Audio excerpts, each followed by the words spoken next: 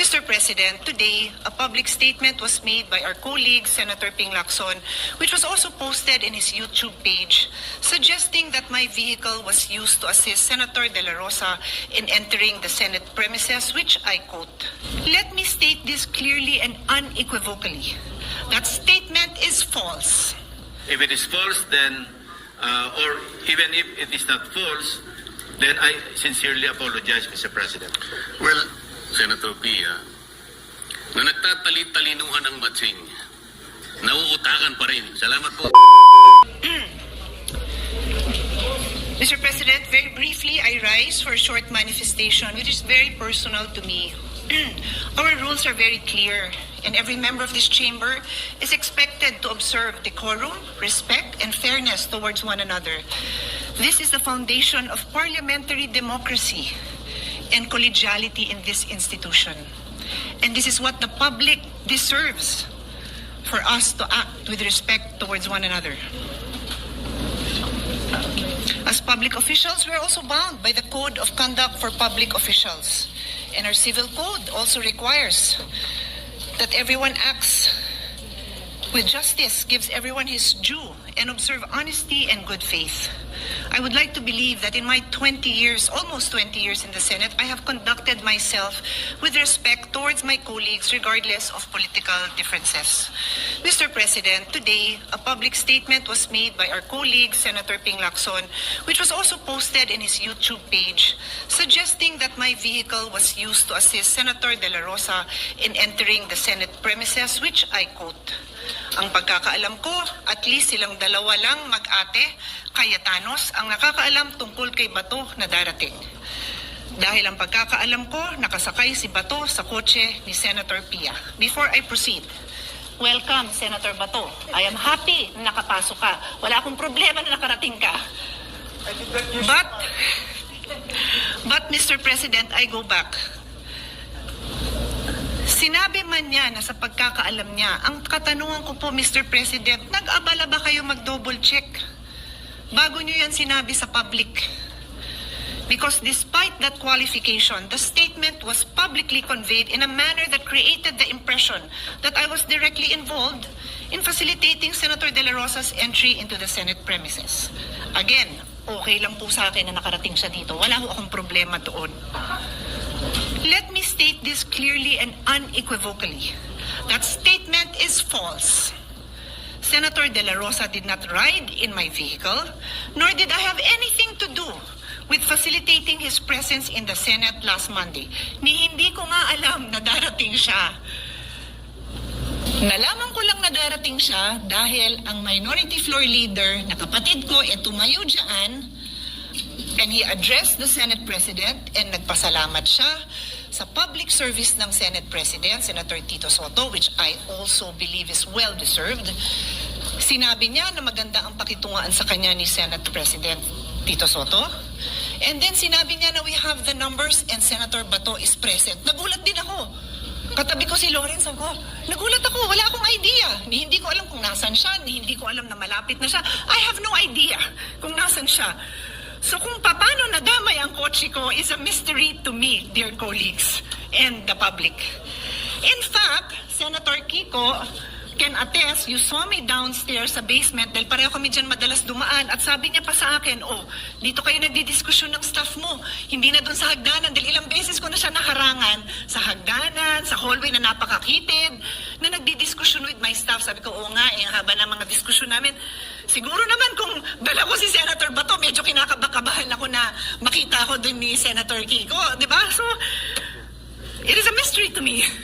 Paano ako nadamay at yung sasakyan ko? If the gentleman wanted to know paano nakarating si Senator Kiko, then why not ask him? Sorry, Senator Bato, kung paano nakarating si Senator Bato, then ask him. Or ask the now Senate President, who was the one who said that nandiyan na siya. Wala ko talaga akong alam. So, Mr. President, a false public imputation, whenever made, is exactly what the above-mentioned rules were designated to prevent. Unverified allegations about a colleague falls below the standard of professionalism that is demanded of public officials. Magulo na nga ang mundo, magulo na ang Pilipinas, huwag na nating dagdagan. Don't say things about your colleagues that are not true. I trust that under the leadership of my brother, Alan Peter Cayetano, whom I know, not just as a public servant, but as my younger brother, this chamber will conduct itself with sobriety, fairness, and respect for the truth and respect for one another. Mr. Senate President, I will keep this manifestation short. Napakarami pa akong trabaho.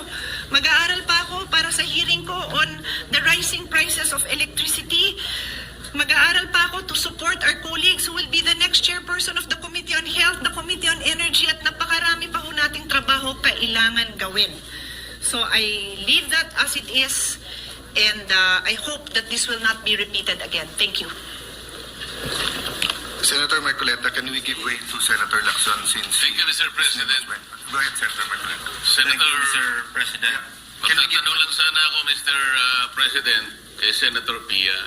Mga ilang tanong. Will Senator Lacson also interpolate This is very short. a manifestation? Pero Mr. Senator President, Marcoleta, ako po ay nakatayo na rito bago pa siya tumayo.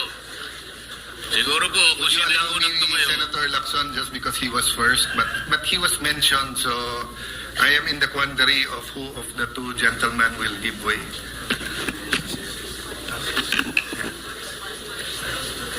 May I, Mr. President? Yeah.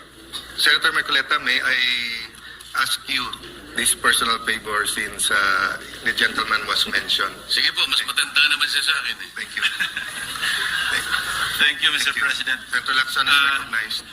I want to put it on record that I sincerely apologize to our distinguished colleague, Senator Pia Cayetano. That information was relayed to me by a fairly reliable source. No? And if that was a mistake, then I sincerely apologize.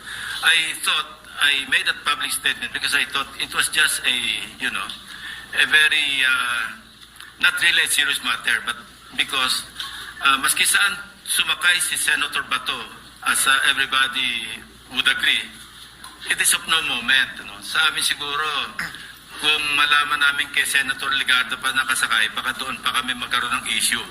Pero maski okay lang yung i-share ko yung information that I received from, sabi ko, from a fairly reliable source. Now, if it is false, then, or even if it is not false, then I sincerely apologize, Mr. President.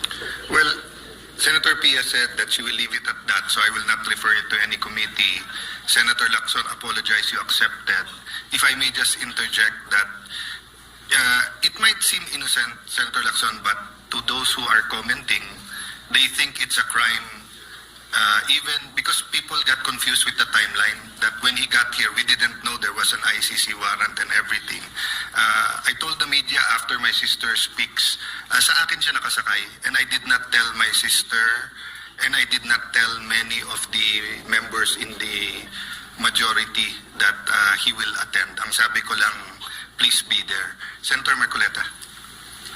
Mr. President, tatanong ko lang po sana kay Sen Pia kung halimbawa po ako'y nakisakay sa kanyang sasakyan, siya po ba o ako'y nakagawa ng isang krimen dito sa ating bansa?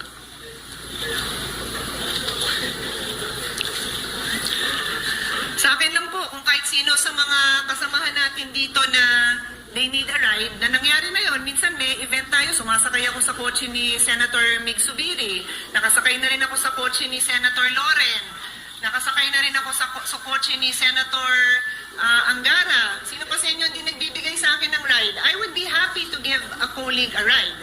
But I'm just saying, that's why I had to repeat na I don't have an issue with Senator Bato arriving in the Senate. I have an issue with the aspersion of malice na parang patago kong pinarating dito na gamit ang kotse ko na walang katotohanan. Kaya to answer your question, wala naman hong masama doon. Yun nga po eh. Siya na rin po ang umamin na wala naman pong masama, ay ba't kinakailangan pong gawan pa po ng post yun? Pangalawa pong tanong, Mr. President, Senator Pia, kung halimbawa po ginawa ko yun, na nakisakay ako sa inyo, dahil meron lang akong gustong pagtaguan. Hindi po ba napagtitibay natin ang kasabihan nating mga Pilipino? At nakuha ko naman talagang magtago dahil nakisakay nga ako sa inyo. Hindi ba napatunayan natin ang isang kasabihan, Mr. President, Senator Pia, na nagtatali-talinuhan ng matsing, nauutakan pa rin. Salamat po, Mr. President. Mr. President, this is not a response to Senator Marcoleta's questions or statements, but I just also want to put on record na yung tinatanggap ko po yung apology ni Senator Lacson. Wala akong problema sa akin yon. Kaya lang po, na ako yung nakikiusap sa lahat ng kasamahan natin na mag-ingat naman tayo sa statements because these are very troubling times. Everybody is so sensitive. Kung sino yung kakampi mo, lahat na ng ginawa niya tama. Kung sino yung kagalit mo, lahat na ng ginawa niya mali. So why would you make a statement that would arouse angry feelings or questions about my credibility or about, anything that would, create any negative implication on your fellow senator? Sana po wag ganon. Yun lang sasabihin ko. Sana walang ganon. Kasi kung wala namang intensyon, di wag na lang sabihin, di ba? Yun lang naman po ang sa akin. Thank you very much. Yes, emotions are high, but we are all called to a higher calling. We all have sentiments. I don't think it will be stopped. It will come out in the next few weeks depending on the issue. Having said that, as Senator Pangilinan said yesterday, maraming issue, kailangan tumutok. For the record, sa kotse ko sumakay si Senator Bato, as he said, when I talked to him and said, how can I go in the Senate, I was aghast. Senator kay, bakit problemang pumasok ka? But naisip ko yung commercial ni Amang Parika, yung sabi, sumakay ka pa. Kaya sabi ko, sa akin ka na sumakay. That's why it's so obvious that I knew he was here because when I spoke earlier. Having said that, an apology was made, an explanation was made, so move on from that. Senator Marcoleta, because you gave in to my request, I'm listed as first in the privilege speech. You're second. I will ask you if you want to go first.